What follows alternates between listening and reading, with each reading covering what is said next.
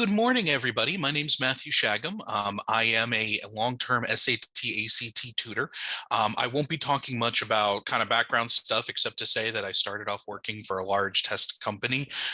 Did that for 5 years, then opened up my own shop, and that was about 12 years ago now, and have been working with students in Northwestern Vermont throughout that period, and would be happy to. And what we're going to do here today is talk about the basics of these tests, talk about what they are, a little information about how colleges use them. And like I said, throughout today's presentation, I will be keeping an eye out for the little hand raise function as well as questions in the chat. So feel free to ask them. I might ask you to hold off on them until another portion of the presentation, or alternatively to go ahead and email them to me. Unfortunately, we're doing this remotely, and I say unfortunately because I used to make a habit of waiting after the session to answer everybody's individual questions. Unfortunately, can't do that today, but would be happy to answer them by email. And I believe my email is in the packet that was that's part of the presentation, the one that has all the formulas in it. So with that, I'm going to go ahead and start the screen share here of the presentation. And so you should see in front of you a big PowerPoint landing screen of strategies for the SAT and ACT. And so we will go ahead and get going.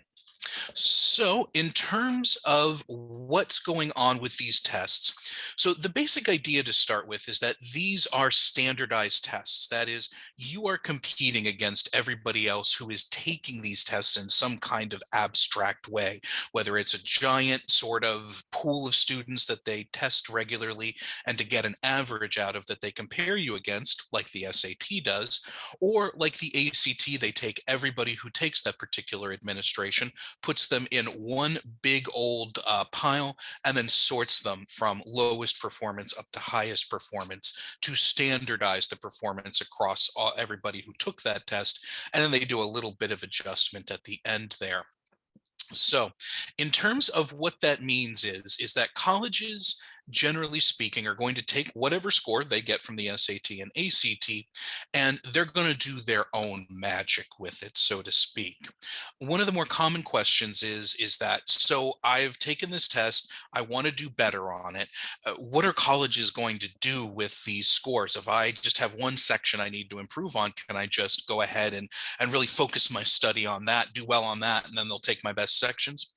The answer is it depends from college to college. Traditionally, the SAT has been designed to allow that kind of mix and match between the sections. So if you take your, one test in spring and you do poorly on the math, but you do well on the other two sections, take it later, you do well on the math, poorly on the other two sections. That in many colleges is mixed together so that you'll have the best of each separate administration.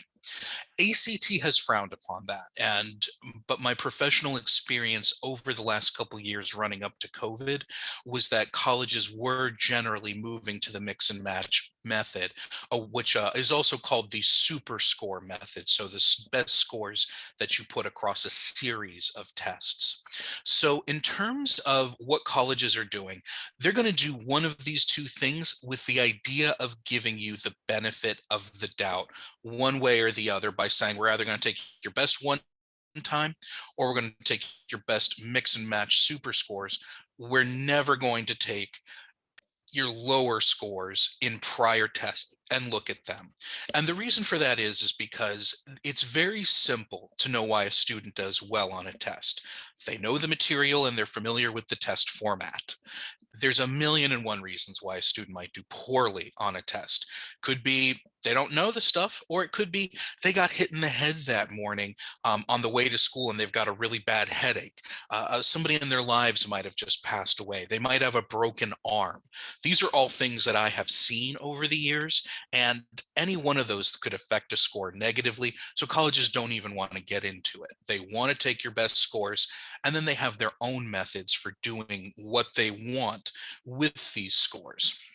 So, and I just want to also speak a little bit about some of the changes in kind of the testing environment and how these scores are used. And very briefly, what I just want to get towards is that traditionally these tests have been looked at a way for students who may not have had the best grades to try and make up some academic performance towards the end of college careers. And this advice is not super useful for seniors and even juniors who have really locked in their grades. But if there's any sophomores here today, or even any freshmen, colleges are really looking at consistency between scores and your grades these days. There was for a long time the belief that these tests might show diamonds in the rough. In particular, somebody who might have really poor teachers, really poor home life, struggle with academic performance, but be really bright nonetheless and really have some sharp academic skills. Um, and what they found is, unfortunately, is that students who have poor grades throughout the entire course of their college, or sorry, their high school career, even if they have strong academic skills as reflected on these tests, struggle to graduate.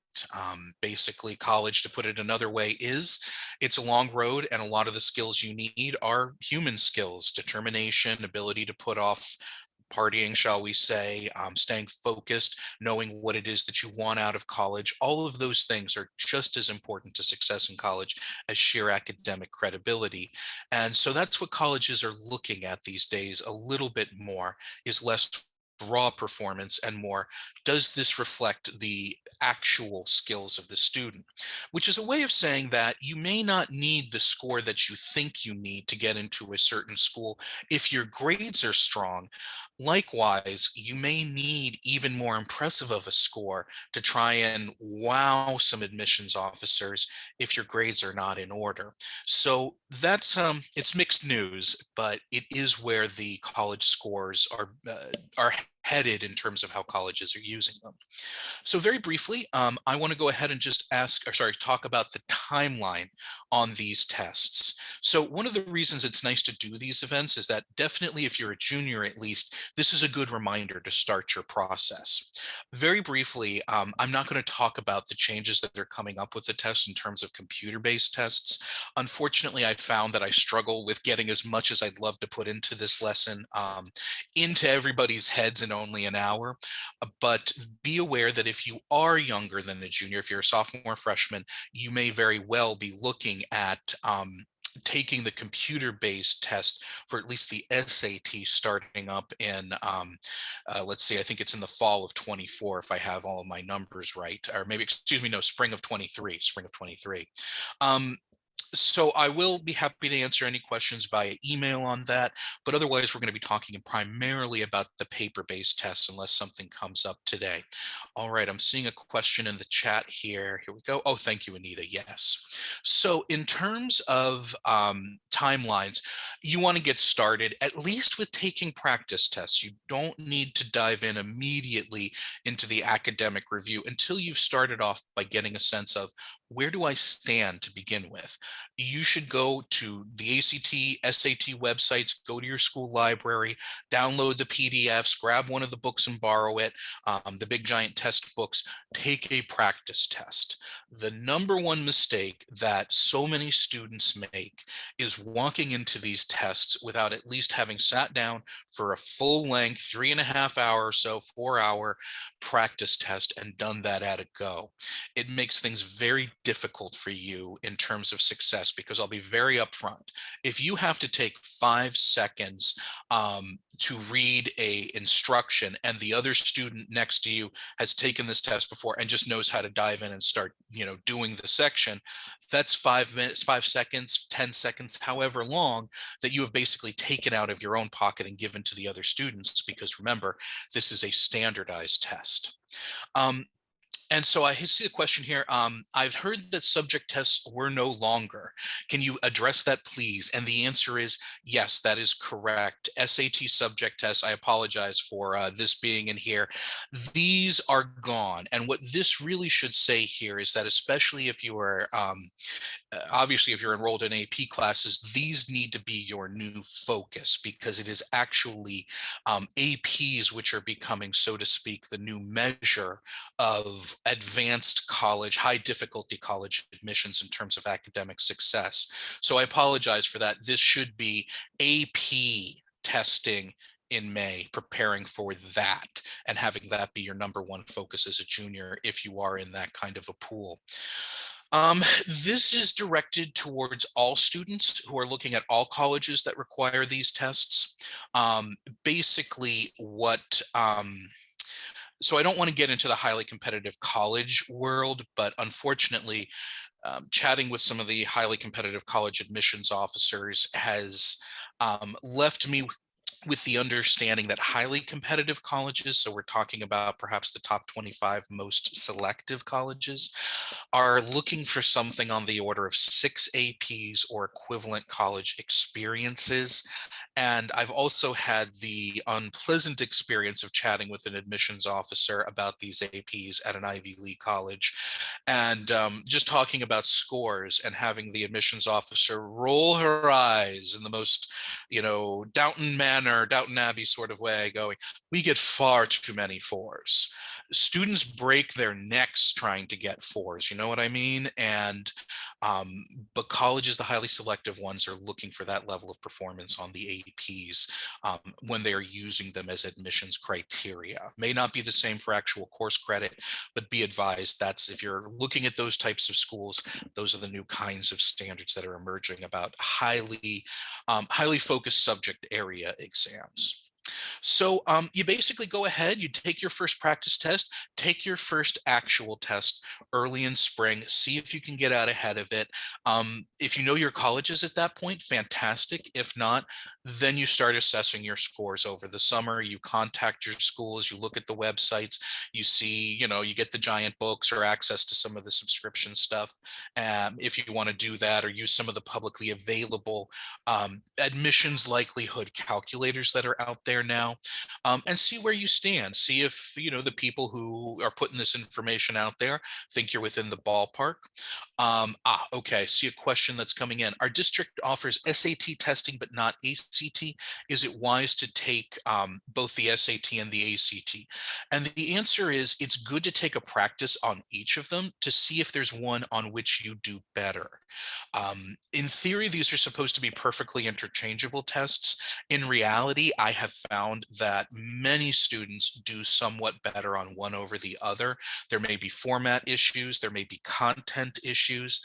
I've found, for instance, that students who may have more of a sense of science and mathematics often do better on the ACT overall, where students who are more verbal may do very well on the SAT, where there's a little less math and no science directly in terms of its own area.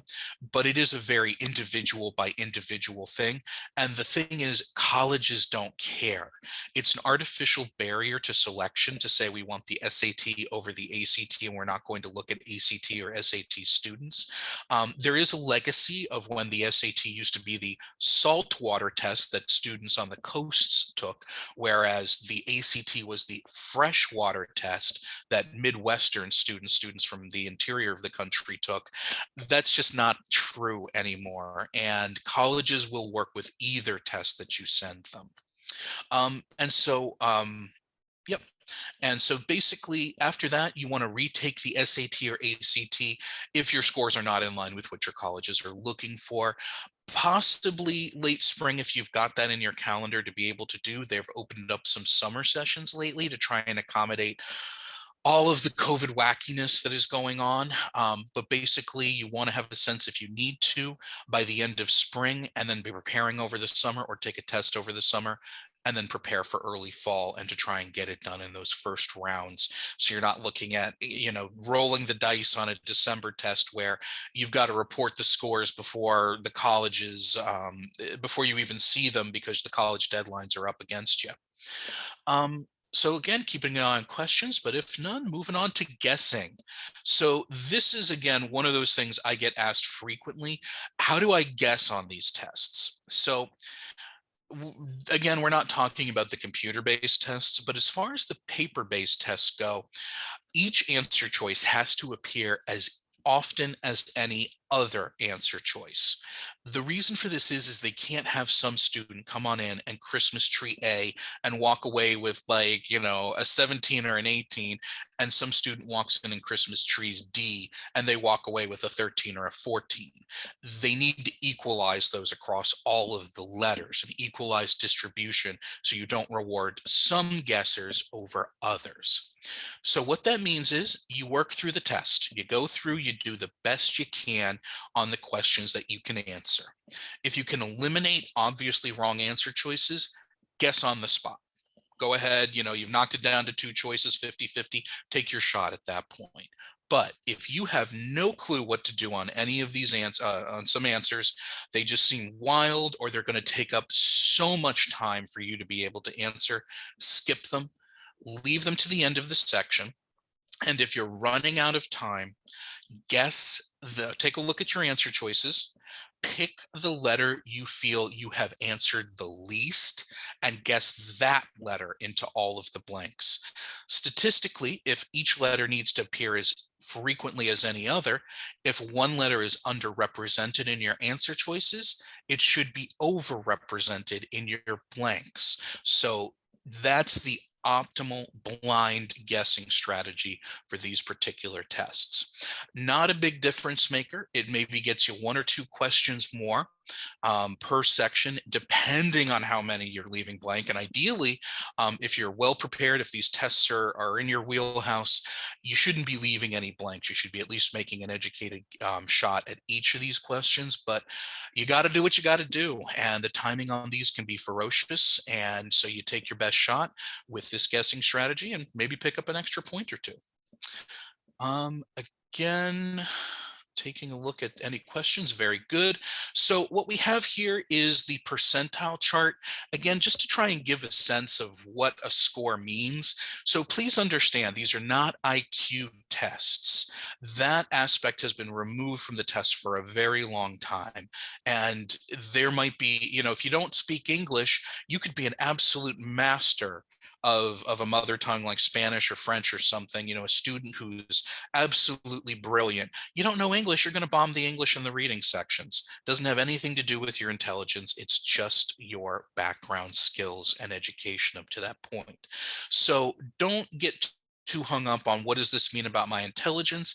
This is really just about what kind of score is good, is average. And as you can see that you've got a number of different categories. You've got English. Oh, let me go back there, excuse me. These are the percentiles up and down here. You can see math, reading, science, and then composite over here. So this is the overall score. You can see that 20 is right about the 50th percentile point for all of the, give or take a little. 50 is a little higher on mathematics, a little, lower on reading. But overall, 20 is about the average. The ACT is a little different from the SAT in terms of how they put this together. And it has what I call an early mover advantage, in that the ACT scales the test against everybody who takes the test in a single administration, which means that if you are well prepared for this test earlier rather than later, you can pick up some points that will disappear as the academic calendar goes on and more students start taking this test and more prepared students start taking this test. I've had students who started preparing as sophomores, and they walked in spring of their junior year, did phenomenal on early ACTs, and we're done with this whole process. It actually becomes a bit of a problem because, you're sitting there with a 32 or a 33 that you picked up in, early junior year by, taking on everybody else, so to speak. And often these students start wondering if they could do even better. And certainly they could with a tremendous amount of effort, but it's a treadmill at that point, and they're kind of competing against a developing pool. And you can see some students really drive themselves nuts with that kind of a dynamic. But early mover advantage on the ACT, it usually amounts to one of these score points per section is usually what I see in terms of the overall effect. And that can be significant if you're really on that bubble. Taking a look at SATs, again, a little bit different. These are the overall cumulative. So you add everything together between those two sections. and this is what you get in terms of the percentiles. Okay. So I'll let you guys take a look at these. If you're very fascinated with this and have any questions, feel free to go ahead and email them to me. But otherwise, this should be in the packet that's available, and you can take a look at it later. And if you have any questions, we'll digest them then. Again, here's what you have for the percentile scores per section. Happy to answer any questions on these particular scores, what they mean.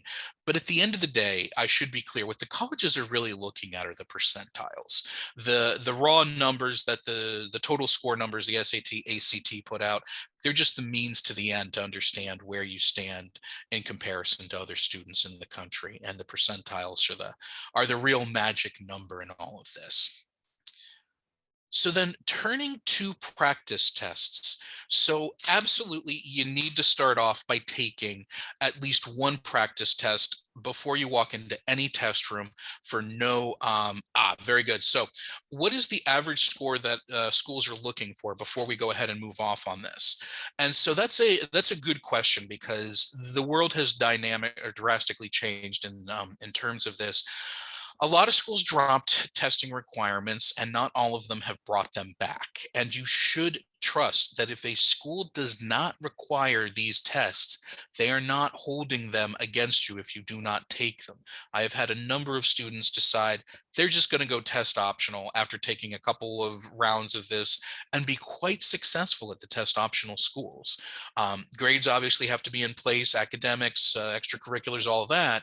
But all things being equal, if you don't have to take these tests, the college says that you don't, they're test optional, you can trust them. They're not going to punish you for not taking them. The average score by definition is the 50th percentile. And I also want to say that there's a myth that these decide whether or not you go to college. That is not true. There are 3,500 or so four-year institutions in the United States. And for all but a handful of those, maybe the top 300 colleges in the country, something in the 50 to 60th percentile range is going to be perfectly fine.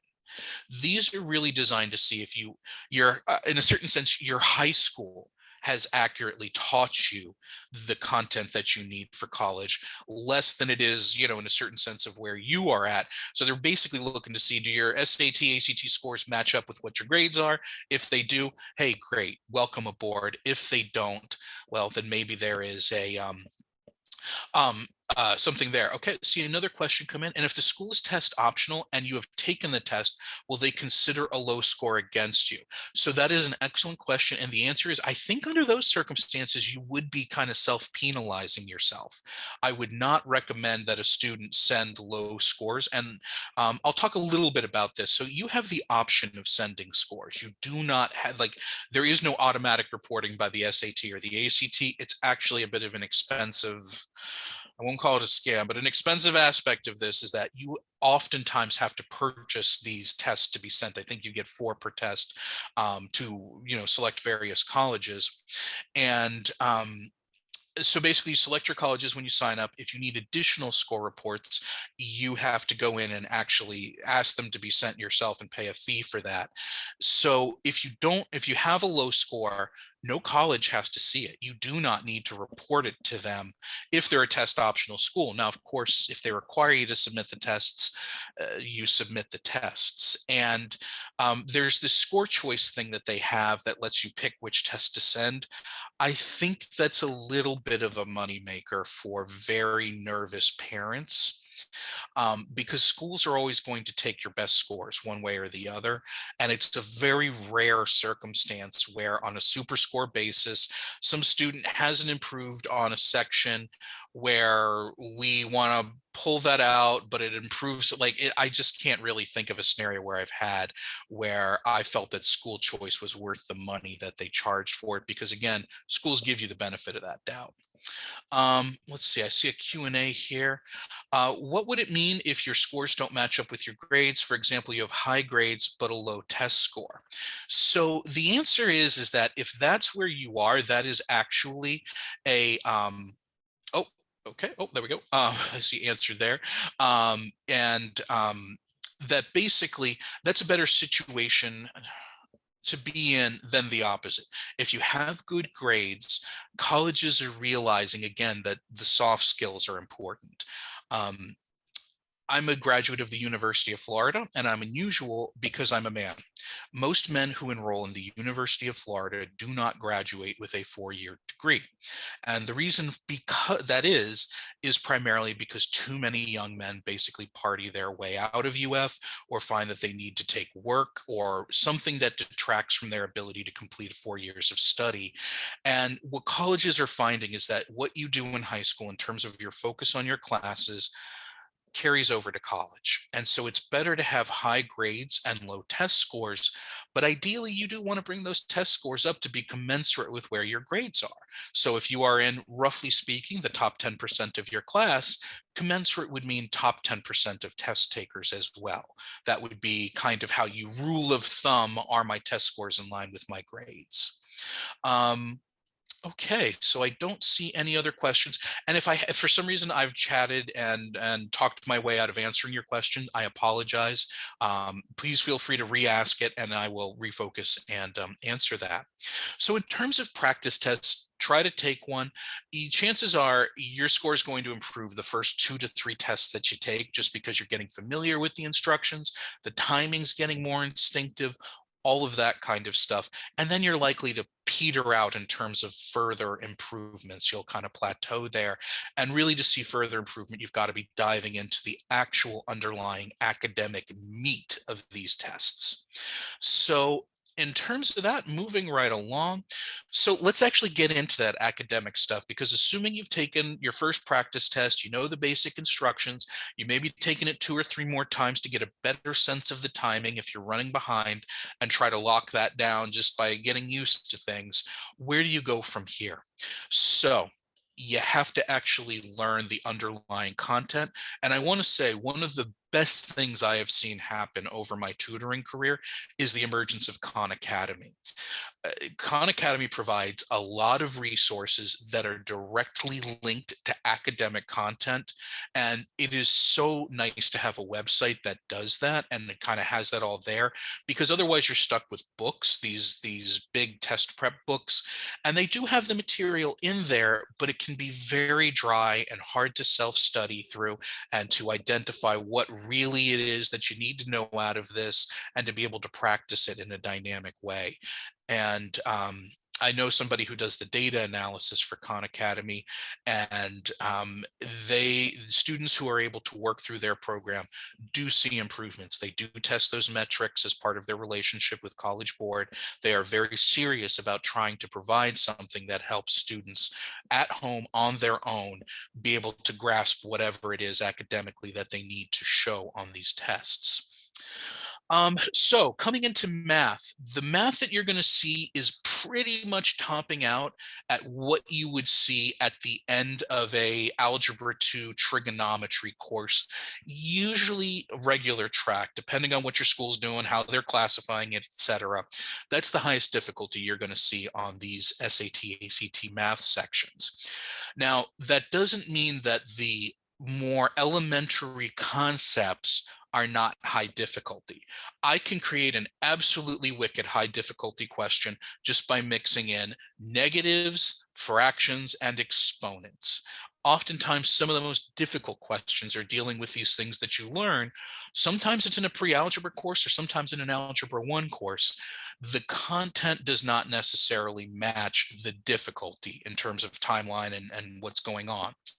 But the tests do have this feature that they tend to start off on low difficulty questions, work to medium, and then arrive at high difficulty math questions. So the difficulty curve goes up as you go through the test. You can use that to your advantage. If you don't need a perfect score, if your school is looking for something like, hey, our average score is a 600 or something like that, and you are at that 550 mark and you find yourself running out of time, be a little more tactical about your approach. If you're really struggling with those last 5 questions, don't do them. You don't need to do them to get a 600. Take that time, work on the questions that you can get with a little more extra time, and you might find yourself crossing that threshold by doing less work rather than more. SAT includes free response math questions. Please remember that if you have not answered any questions that require an actual number, something has gone very wrong with your section. I had a very bright student 2 or 3 years ago do that on a PSAT. And it's obviously was not the end of the world, but she maybe could have reached to some kind of qualification with national merits. So please be aware that there are free response questions and that you do have to answer them. I'm hearing, okay, best time to take the SATs, that taking it after Algebra 2 is most beneficial for the math section. That's correct. Unfortunately, you won't likely have seen all the math that you're going to need until you have completed Algebra 2. That's usually the coursework that's necessary to succeed. Very good. So taking just a really quick eye on the time. So I want to talk about calculators really briefly. I hate calculators on these tests because there are students who walk in with no calculator at all, and there are students who walk in with TI-80 series calculators. They know their stuff, they're ready to go, and in theory, you do not need a calculator to do these tests. If you have a TI-80 series and you know how to work that thing, you can have it answer questions for you. Now, in fairness, you probably are pretty good at math if you know how to enter these things into the calculator and have it spit out the answers. But I strongly recommend having a TI-80 series on these tests. Make sure you check before you buy that it is an allowed one, because there's a million of them now, and buy used. These things are so expensive. It's such an additional burden on families. I hate it. I hate having to tell you that I think they do make a difference on the math sections, because this stuff's just too expensive to begin with. But if you buy a used one, you can find them on eBay for $40 rather than like 70 or 80. Ridiculous monopoly of technology in this country, but I'll leave that alone. But try to put your hands on one if you can, and I'll leave it at that unless there's specific questions about calculators. Moving right along on to critical reading. So critical reading on these tests generally means a passage of about 300 to 500 words, maybe a little more, maybe a little less. They come from four main categories: prose fiction, social science, humanities, and natural science.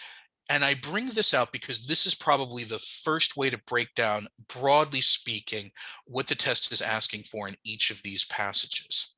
Prose fiction on the SAT starts off the passage and starts off the test. And likewise, there's one passage on the ACT as well that's prose fiction. These are about characters and characterization. There may be a few plot questions. They probably won't be very hard. And there's always going to be an occasional vocabulary question that might be hard, that might not be, depending on your own vocabulary skills. But overwhelmingly, the questions on the prose fiction are: how do authors create characters with distinctive personalities, distinctive characteristics, and distinctive opinions? One of the biggest question type is: what does a character think about another character or another event in this story? It's getting into the minds of these characters and then trying to understand how that was done by the author. They used, this type of adjective in order to emphasize the worry of one character, or they use this reference to show that the character is highly educated.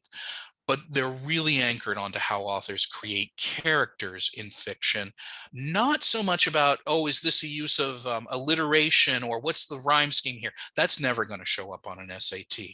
It's characterization skills. Social science, so there's a quick question. Is this posted on the VSAC website so you can go back and view it? It absolutely is.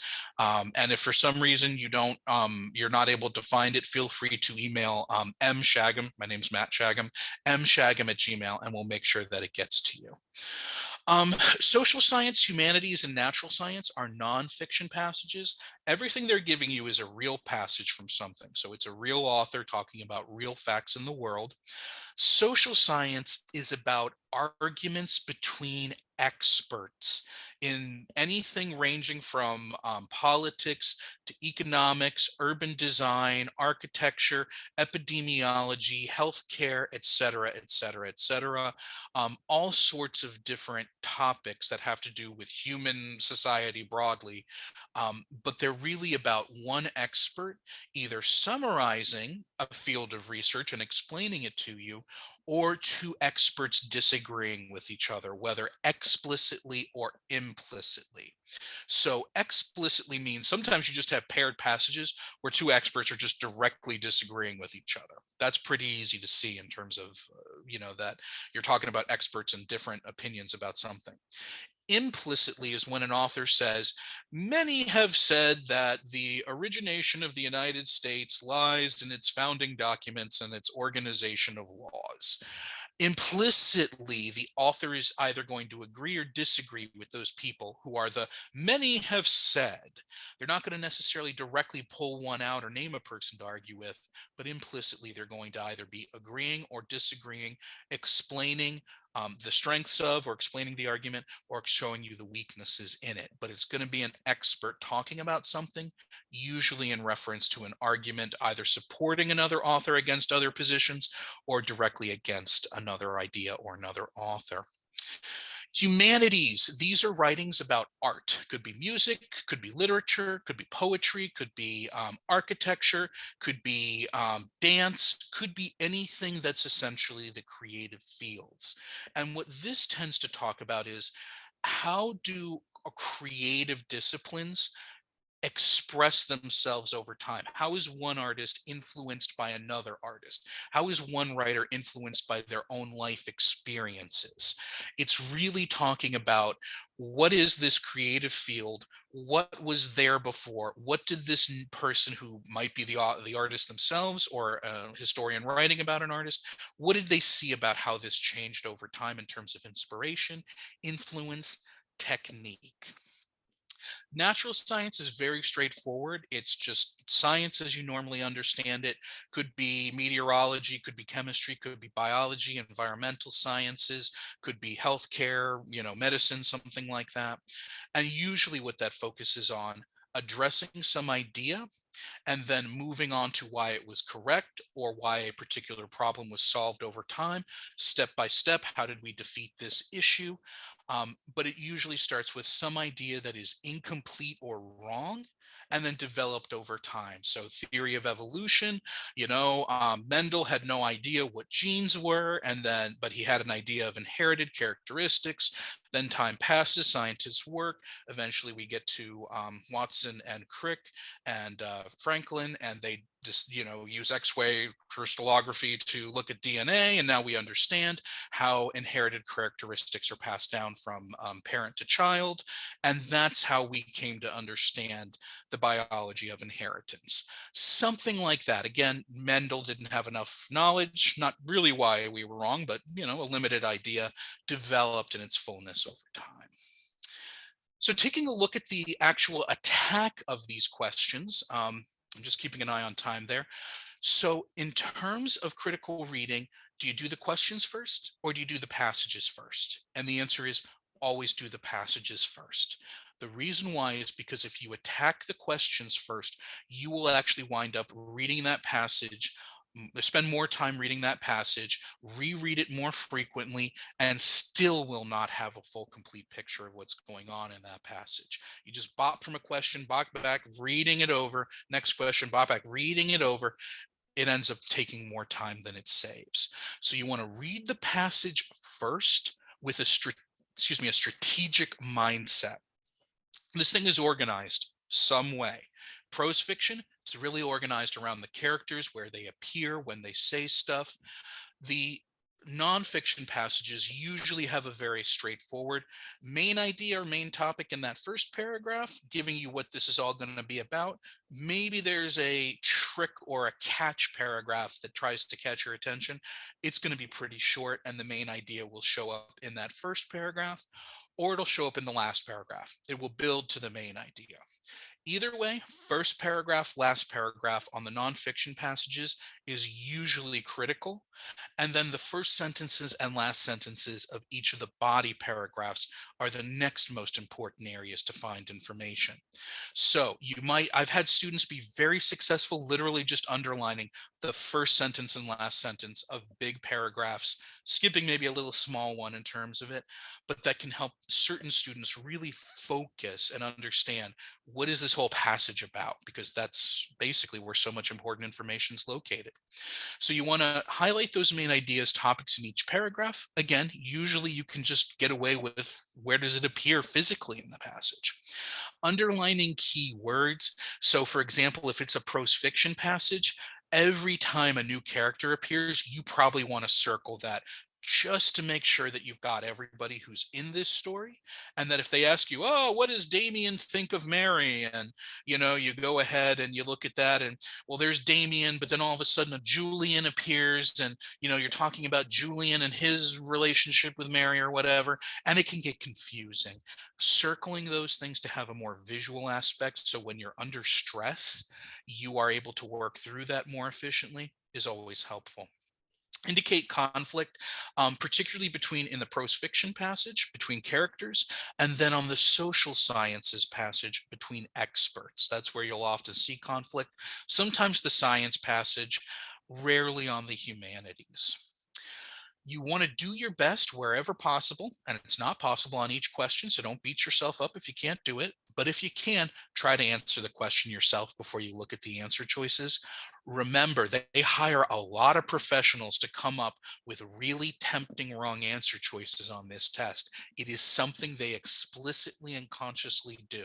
So be prepared for the fact that there will be tempting answer choices, and usually it's one word that makes that answer choice, the tempting hard ones, incorrect. Usually there's one silly one, kind of, it's pretty obvious that one's not going to fly, but answer the question first, check your answers. If there's a word that makes one answer choice wrong and you're looking at two who both look good, get rid of the one that has the word that is wrong. Don't try to shoehorn it in. Double check linked questions where second questions depend on the answer you got for the first question. So basically what they'll do is they'll ask you a question on the SAT, and the next one will be, where did you look in the passage for this answer? It is so frustrating because you're going to want to just go through the passage, answer the questions in order. But if you take a second and you just take a look at which of the questions have that linked nature, the second question is a powerful clue for the first one. And they're counting on you just to hit that first question, try to answer it, and then hit that second one. But if you take that moment and you look for those linked questions and you go, 13 and 14 are linked, you can go to 14, see the 4 places they want you to look, and then do 13 just in reference of those 4 areas where they want you to look. So it can really help you with some tough linked questions, just to do them backwards rather than as they're designed. And there's nothing the test maker can do about that. So in terms of the multiple choice writing, so this is the English section on the ACT, or the English portion of the SAT reading and writing.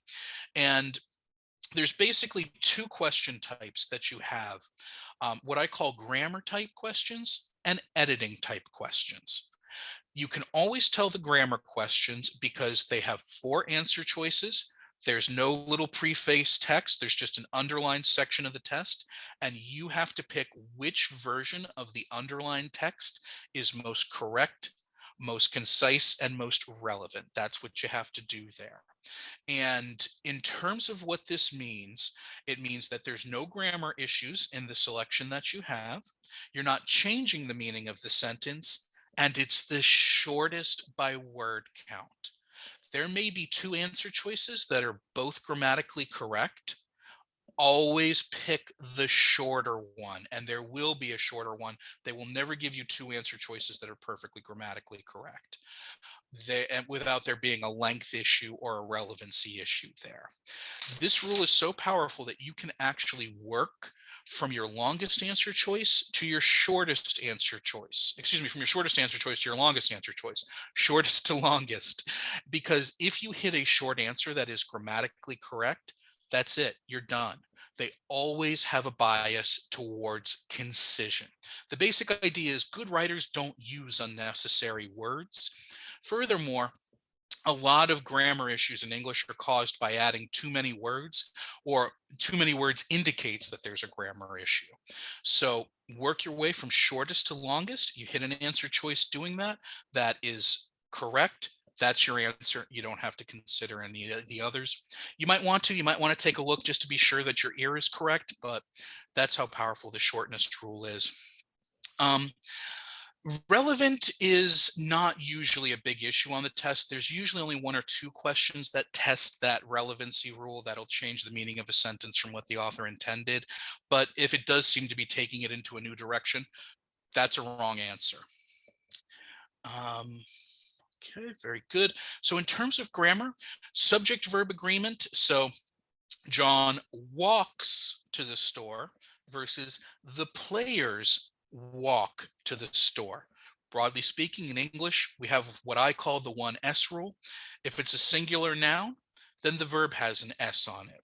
If it's a plural noun, it's a bunch of things doing something, the verb doesn't have an S on it. And they love to test that because they'll drop an intervening phrase.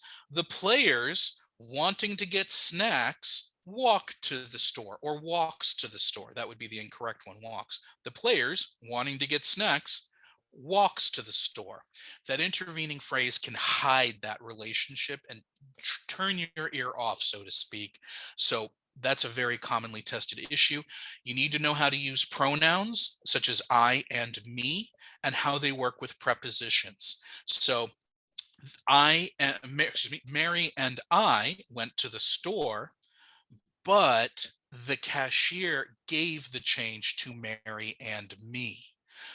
That is the correct reason. And it's because I is subjective case. It starts the sentence. It does the verb.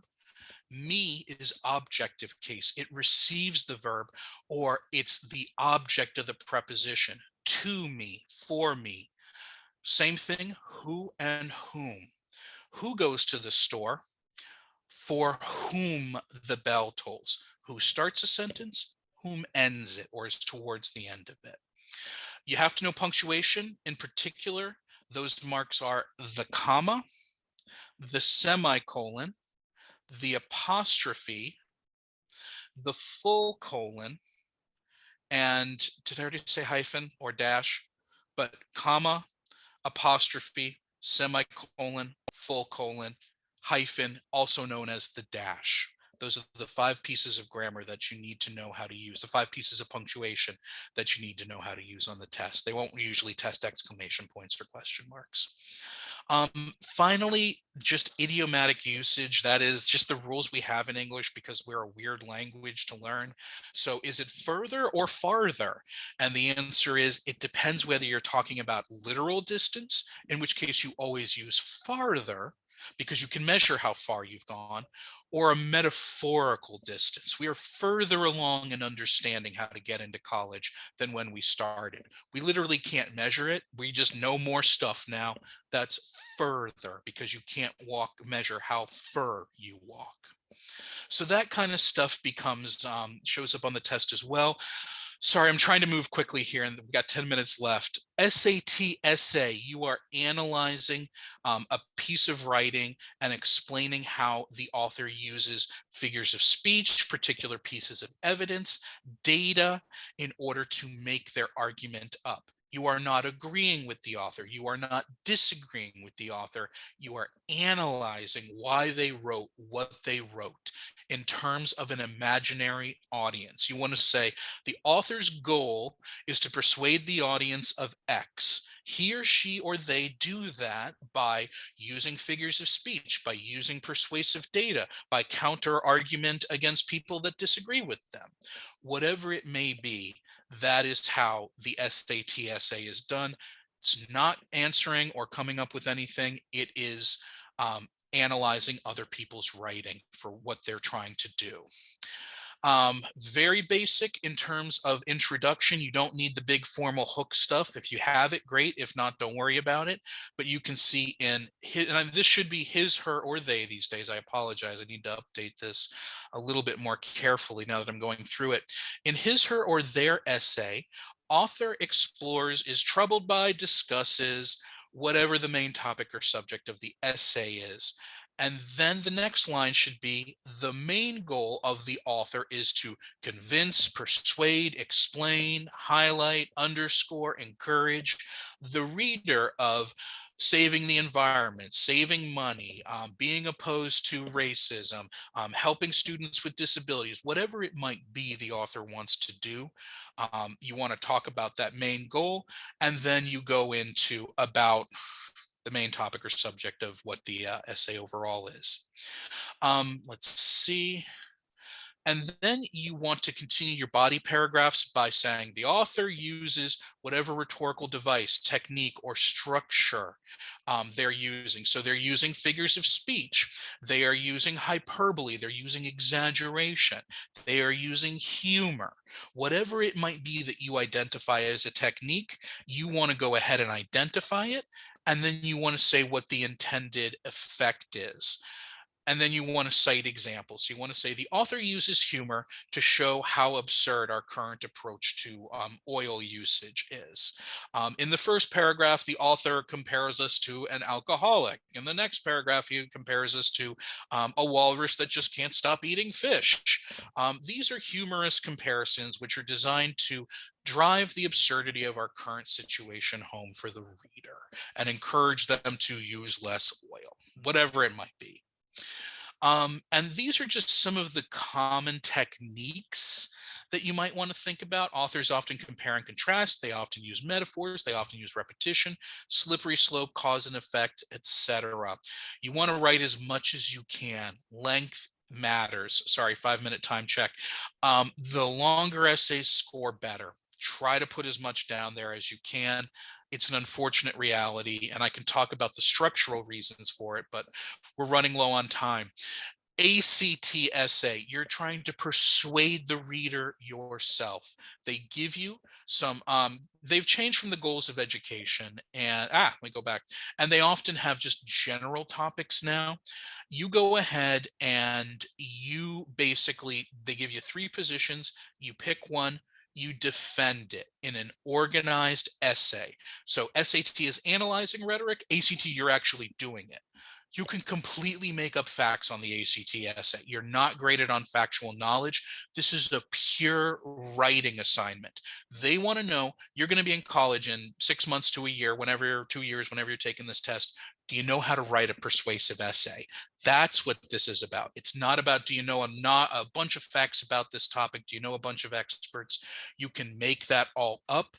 But the goal is it realistic to what you would have to produce if you did actually know this topic well because you've been in a college course all semester? Grammar is not a big concern. You're only going to get knocked on grammar if it's a systematic and repeated mistake that you're making. So if you drop a comma or misspell a word, nobody cares in terms of your overall score. It's if you show you don't know how commas should be used because you just keep putting them in every sentence and they're never correct. Likewise, write as much as you can. Science is only on the ACT, so you don't have to worry SAT wise. It is about data analysis. It's not about how much science you know in the background. Might be 1 or 2 questions about just, do you know this particular science fact? All the rest of them are either breaking down a science experiment to show that you know how to approach a science experiment. So you've got control variables, and then you've got the dependent variables that you're going ahead and modifying. Can you understand a diagram? Can you read a table of data and see what the trends are in that table of data? And can you analyze scientists' explanations for why something is going on? Can you evaluate arguments for why a phenomenon is happening between 2 scientists? Scientist A says this, scientist B says that. Get touchy with the science test. Put your fingers on data and then put another finger on it to track, to trend, to underline. This is I shouldn't say, this is a very difficult test because they are very precise. And there will be questions that anchor on differences on a chart that literally are like a pinch apart. So you want to use the edge of your pencil as a straight line. You want to mark up that paper, get into the test and get tactile with it because it will help you see what's really going on there. Finally, some resources that are out there, both the College Board and the ACT put out big books of tests. Your high school library should have some that are available. If not, they're usually not too expensive off of Amazon. And certainly if you have older friends, siblings who may have had these, as long as they're not written in, they're still good. Khan Academy is absolutely fantastic. ACT is trying to model something else, but 99% of what you're going to learn on the SAT carries over to the ACT anyway. And then SAT and ACT pamphlets, these should be in your school's guidance department. They usually put out, at least, excuse me, not usually, they each have a full real test pamphlet booklet that you can get, or you can print it out off of the website, and strongly recommend using those for your first practice test so you see like the official thing. After that, academically, if you're looking to review, Wikibooks is great. They've got a great trigonometry textbook there. And then Free Rice and the list of Greek and Latin roots, that's just vocabulary stuff, and that's really advice for sophomores. These tests, to a degree, are vocabulary tests. If you don't know what you're reading because you don't know the words, you're not going to be able to answer the questions. So if you have time to start building vocabulary, it still pays off, even though the old school analogies and sentence completion vocabulary questions they're just not as central to the test. They're really merged into reading sections just as a matter of comprehension if you don't know what you're reading. And usually it's around if you don't know between 2 to 3 words out of every 20 that you're reading, that's where your comprehension falls apart and you're not going to be able to either do it in time or do it with sufficient accuracy. Otherwise, folks, that's it for today. As I've said, my email is mshagam@gmail.com. There should be, there we go. Looks like we're all coming back there. There should be another pamphlet that's got, I may just do a quick screen share here really quick as we're wrapping up. Let me get rid of all of this junk here. Go away, go away, go away, go away. I don't want this. Get out of here. Here we go. Here's the screen share here. This is a little pamphlet that I've put together with some very useful stuff. And let me go ahead and give just a last piece of advice about how to study for the SAT. One of the most common mistakes is after you do your test, your practice test, and you're reviewing math and you're practicing, practice with the formulas in front of you. Every time you need to look at a formula on this sheet, put 1 mark next to that formula so that as you're approaching test day, you know the formulas you need to put some emphasis into memorizing, because there's going to be all these little check marks next to it. Only don't use a formula bank when you are doing diagnostic practice to see how you'll do on test day. You're trying to learn this math, you're trying to practice for the test. Always have a formula bank with you because you'll build the test breakdown skills, and those are just as important as the concrete memorize of formula skills. Otherwise, folks, thank you very much. We'll go ahead and stop there. And as I've said, questions should come to mshagam@gmail.com. And Anita, I think that's about it. And everybody, good luck. Yes, thank you, everyone. Thank you, Matt. That was great. I know there was a lot to power through, but wow. So this will be available on the website. I put it in the chat. You'll get a follow-up email, everyone. So you can take this on a little more slowly on your own. Thanks, Matt. That's great. Great. Thanks, everyone. Good luck.